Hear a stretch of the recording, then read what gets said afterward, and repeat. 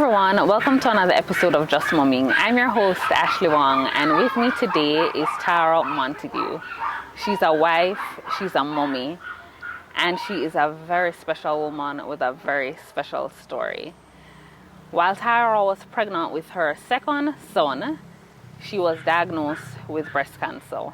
And so today she'll be sharing that story with us. So Tara, take us to the very beginning. How did you know that something just wasn't right? Actually, I woke up with a mysterious spot on my bralette. It was kind of like a brownish discharge, and the first thing that came to mind was to milk the breast to see if that's where it's coming from. Because at this point you were how many weeks pregnant? I didn't know I was pregnant. Oh, okay. Right. So I milked the breast and I noticed that it was a bloody discharge. Went ahead, did a breast examination, felt no lumps, nothing of the sort. So I was like, okay, this is still weird, but, called my OBGYN and he said, come in and we'll refer you to a surgeon.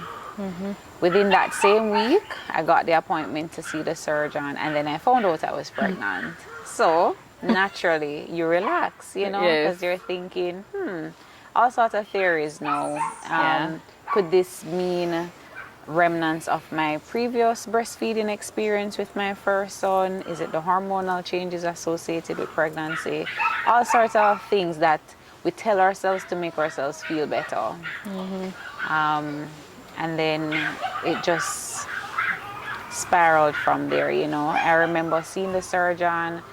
When I found out I was pregnant, my OBGYN said to me, I still want you to check on it, but let us do it in your second trimester. Because of the nature of the biopsy, I would need to put under general anesthesia. So they didn't want to risk the pregnancy either, So we decided to wait until the following year.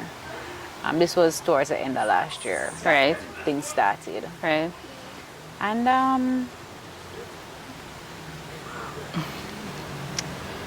yeah. Okay. So that's a good start. I like the fact that you pointed out there was no lump or anything, because I should mention that this hits very close to home for me as well. 'Cause as you know, my mom is also a breast cancer survivor. Right. And she, when she goes to her OBGYN, she would do the breast examination regularly. She would do her mammograms as well. Right. And there was no lump. When she was diagnosed, there was no lump, no discharge, nothing. Doesn't run in our family. Wow. There was no sign or symptom whatsoever. So I'm glad that you brought that up, that, there was no lump. Right. I guess in your case, there was a discharge, so that kind of, Exactly. started. As you mentioned, the risk factors about family history and all of that, and the age for me, it was, it was surprising to say the least when we got back those results from the biopsy. Yeah. Do you know the statistics in terms of, I should have probably looked this up to share with you guys. Well, based on the US stats, which are more readily available, I know 1 in 8 women will become diagnosed with breast cancer. But for pregnancy-associated breast cancer, it's 1 in 3,000. And I think the disparity is there because of all that happens in pregnancy, Your breast is the first part of your body to really change when you become pregnant. And so the diagnosis is usually delayed. And maybe 2 persons tend to think, oh, it's the pregnancy that's causing it, or... So you probably might not even mention it to the doctor, or you don't think anything of it. Right. Yeah.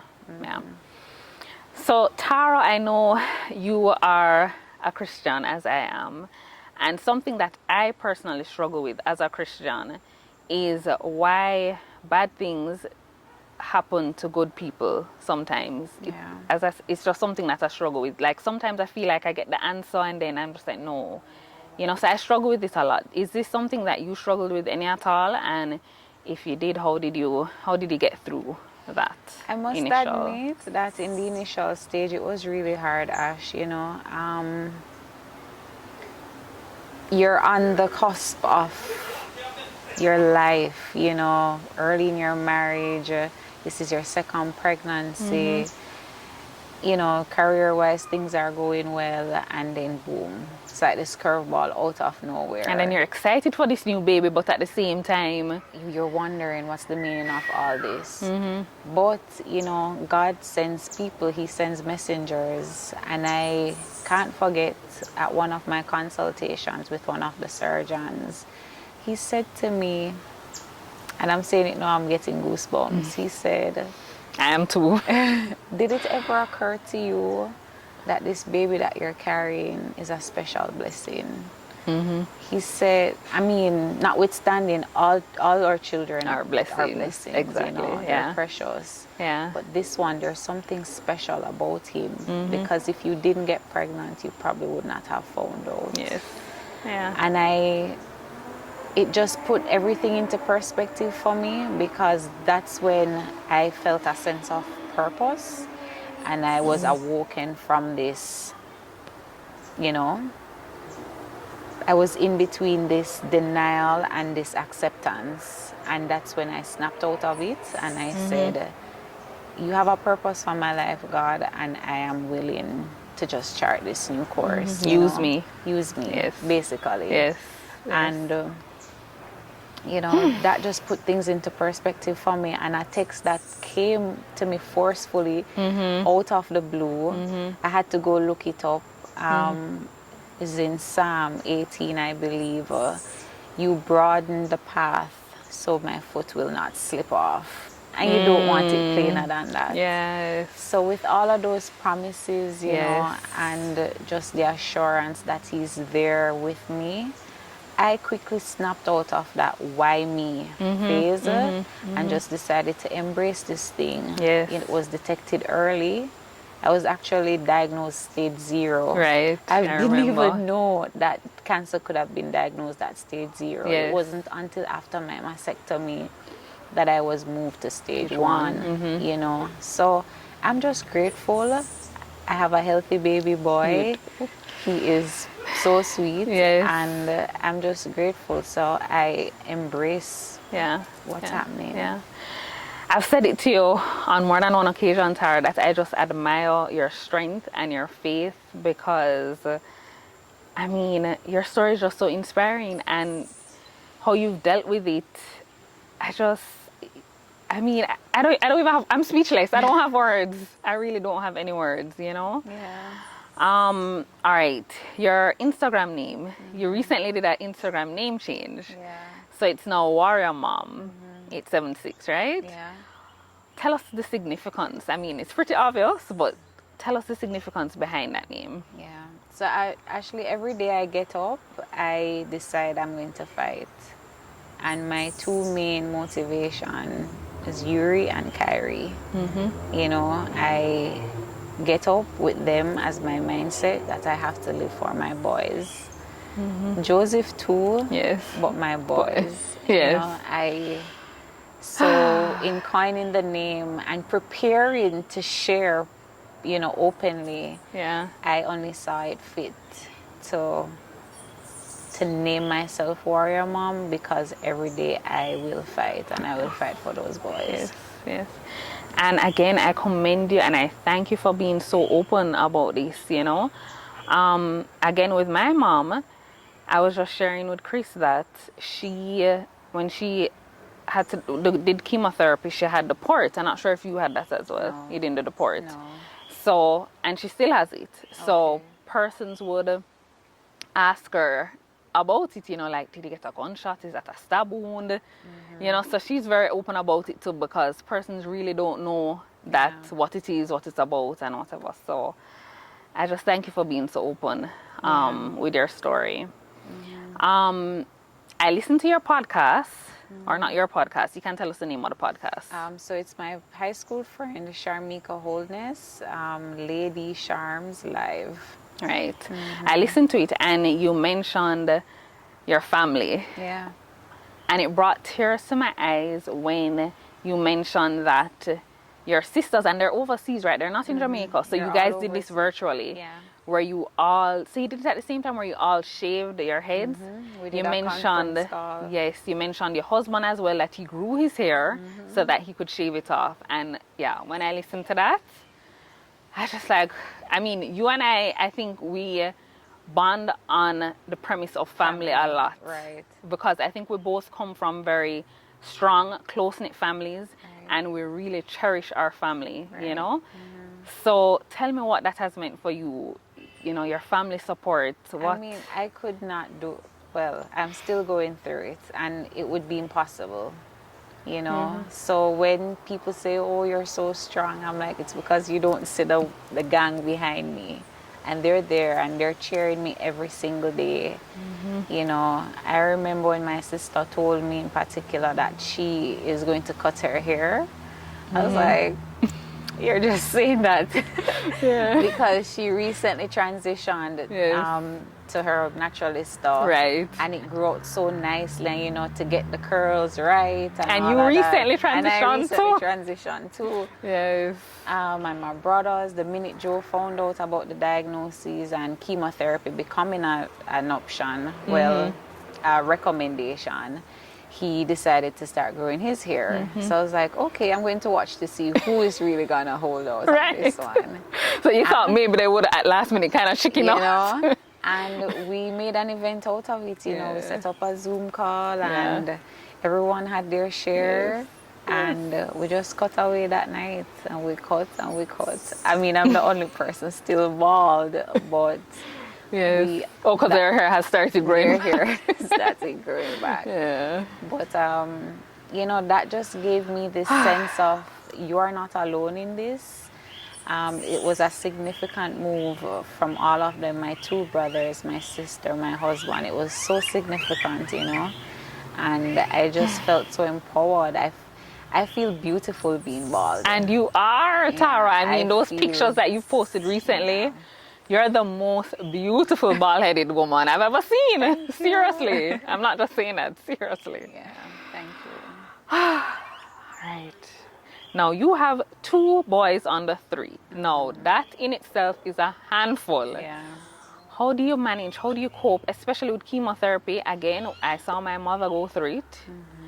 How do you manage, especially on those days when you're just out of it, you don't feel like yourself, you probably don't even want to get out of bed? How do you manage being a mom and going through this? It's been really hard, but the smiles, they keep you going, you know. Carrie's at the age now where he's smiling and responding. Yes. So even if I'm in bed down and out, I have a cheerful heart, you know. Yuri, approaching 3, he's a little more aware. Right. And I don't know if it's his dad who is coaching him, but he will pick a flower and bring inside. You know, and or say stuff like, "Mommy's so beautiful," or "Mommy's a princess." Oh, So just those little that things. keeps you going, I would imagine. Yes, Yeah. it really does. And you know, my mom too. I don't know what we'd do without moms, and that's why I endeavor to be the best mom that I can be, because she's ever present. You know, I think I was sharing with someone that if I have the flu, she comes to Kingston just to ensure things are still in order. Yes. Imagine I have cancer. So you can imagine how Her far. presence, yeah. So Yes. just the support, you know, Ashley, chemotherapy, everything you hear about it, as you alluded, is true. But you just have to push through and just be grateful for the support system that's in place, because that's what's really keeping me going. Yes. So another thing you had mentioned in the podcast is that you wish there was someone that you could talk to who has already been through this. Right. And I think that's why you're so open about sharing and so on. What would you say to someone, a pregnant, soon-to-be mommy, who finds out that they have cancer, breast cancer, any kind of cancer? I would say to them, you know, dig deep and find what truly matters, that motivation. Think about your child, unborn or otherwise, because you can be diagnosed within the first postpartum year and you're still classified as pregnancy associated. So it doesn't matter when it happens, just dig deep and find the motivation to live. I think half the fight, if not more than 50%, is mental. So just find the inner strength and you can do it. You know, I'm doing it right now. Yes. And I'm doing it for my boys. Yes. So I think you can do it too. Yes. Yeah. Yeah. I had to literally turn to virtual moms to find inspiration and encouragement, read their story. I was like, okay, this one made it to 5 years, you know. Right. You know, it was just, I would not want that for another local Jamaican mommy. You know, when I called Cancer Society, there was no one. Nobody. You know, so I felt alone. And then I said to myself, the blessing is just too much. I have to share it.